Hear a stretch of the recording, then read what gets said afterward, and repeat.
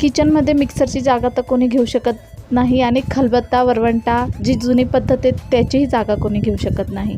पण आता ह्या खलबत्त्यात जे आपण ठेचा किंवा चटणी कुटतो त्याची चव वेगळीच लागते आणि ती खायला पण खूप छान लागते.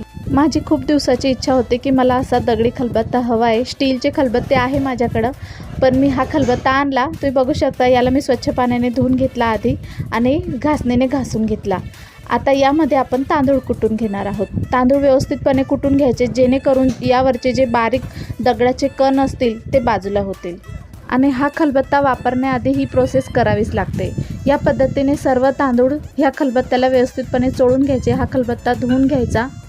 एका स्वच्छ कपड्याने याला कोरडा पुसून घ्यायचा आहे. पुसल्यानंतर तेल आणि हळद मिक्स करून लावायचं आहे. हे गोडा तेलच घेतलेलं आहे व 2 दिवस याला तसाच ठेवायचा आहे. नंतर तुम्ही यूज करू शकता.